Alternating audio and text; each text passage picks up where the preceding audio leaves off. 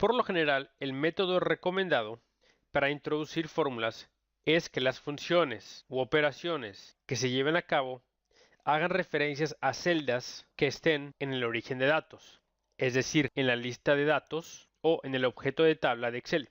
Sin embargo, habrá ocasiones en las que no puedas tener acceso al origen de datos, ya que tendrás una tabla dinámica que haga referencias o que esté basada en una fuente de datos externa, digamos, a una base de datos a la cual tú te estés conectando a través de la Internet. Cuando esto suceda, vas a tener que emplear fórmulas o funciones que hagan referencia a celdas dentro de tu tabla dinámica. En este video tutorial te voy a mostrar dos métodos en los que puedes introducir dichas fórmulas o funciones. Sin embargo, el primer método que te voy a mostrar es el incorrecto y el segundo es el correcto. Sin embargo, llevar a cabo estos dos métodos nos va a ayudar a ilustrar las diferencias entre los dos. Enfrente de nosotros tenemos una tabla dinámica. En las filas tenemos como la categoría las regiones, como África, Asia, entre otros, y debajo de ellas tenemos la subcategoría o las diferentes fechas. En las columnas tenemos dos campos, el de población, que está siendo resumido con la operación de suma, y el de Producto Interno Bruto per cápita, actualmente expresado en dólares americanos, que también está resumido por la operación de suma.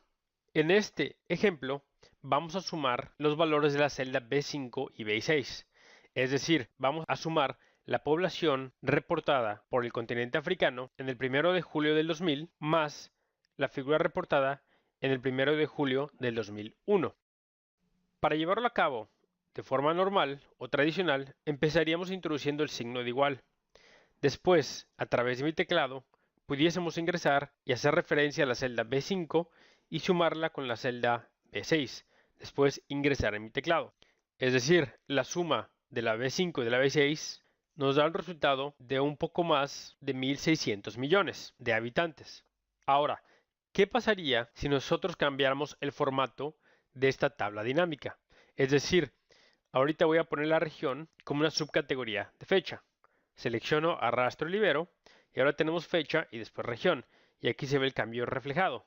Primero con la fecha, julio del 2000, y debajo los continentes o regiones, después julio del 2001, etcétera, etcétera.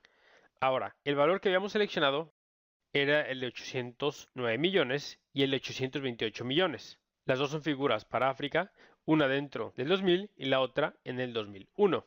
Sin embargo, aquí nuestro resultado ha cambiado y ya no muestra el poco más de 1.600 millones. Ahora bien, a lo mejor te estás preguntando, ¿por qué no utilicé una referencia absoluta? Bien, ahora tenemos la misma disposición de la tabla dinámica que teníamos hace un segundo. Ahora, en lugar de hacer referencias relativas, vamos a hacer referencias absolutas. Para esto voy a introducir el signo de pesos o de dólares antes de la columna y de la fila, de tal manera. Ahora estamos haciendo una referencia absoluta. Sin embargo, te darás cuenta que si volvemos a llevar a cabo esa configuración de la tabla dinámica, el resultado sigue cambiando independientemente de que utilizamos referencias absolutas. Es decir, las referencias absolutas y relativas no funcionan de la manera normal o de la manera que estamos acostumbrados en Excel cuando estamos haciendo referencia a una celda dentro de una tabla dinámica. Ahora bien, para solucionar este problema, vamos a introducir la función de importar datos dinámicos. Vamos a deshacer lo que acabo de llevar a cabo de nuevo y esta vez vamos a introducir otra fórmula. Empezamos de nuevo introduciendo el signo de igual, pero esta vez voy a utilizar mi mouse o mi ratón para hacer selección manual de la celda B5. Cuando hacemos esto, automáticamente se inserta o se introduce esta función. Una función que dice importar datos dinámicos. Después tiene una serie de argumentos. El primer argumento dice suma de población y es porque estamos haciendo referencia a una celda que se encuentra dentro del campo de población que está siendo resumida por una suma. Después muestra una referencia absoluta a la celda A3. Esta celda indica el comienzo o el principio de nuestra tabla dinámica, que es esta celda de aquí. Después indica fecha 2007-1. Quiere decir que estamos haciendo referencia a una celda que se encuentra dentro del 1 de julio del 2000. Después, dentro de región, tenemos África. En otras palabras, estamos haciendo referencia a una tabla que empieza en la celda A3 en el campo de suma de población en la fecha del 1 de julio de 2000 dentro de la región África, que es este valor. Después introduzco de nuevo el signo de más para ahora hacer suma a la celda B6. Otra vez hago la selección manual y si expandemos aquí la barra de fórmulas, vemos cómo se ha repetido lo que acabamos de hacer, excepto que ahora estamos haciendo o invocando la fecha del 2001 y todo lo demás se mantuvo como una constante. Después presiono ingresar en mi teclado. Ahora bien, nos da el mismo resultado que el otro método. Sin embargo, ahora cuando configuremos nuestra tabla de datos, este número se mantiene como una constante y este va cambiando de acuerdo a la disposición de nuestra tabla dinámica.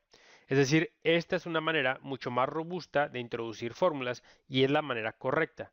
Cabe resaltar que esta fórmula siempre va a funcionar siempre y cuando las celdas a las que estemos haciendo referencia aparezcan dentro de la tabla dinámica independientemente de la disposición o el layout de la tabla dinámica. ¿Qué quiere decir esto?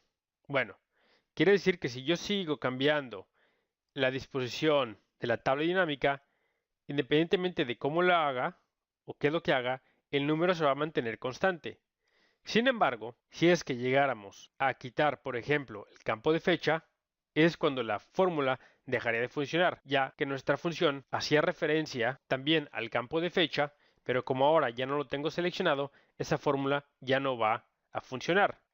Es decir, siempre y cuando tu fórmula pueda encontrar los campos a los que hace referencia a través de la función importar datos dinámicos, tu fórmula va a funcionar.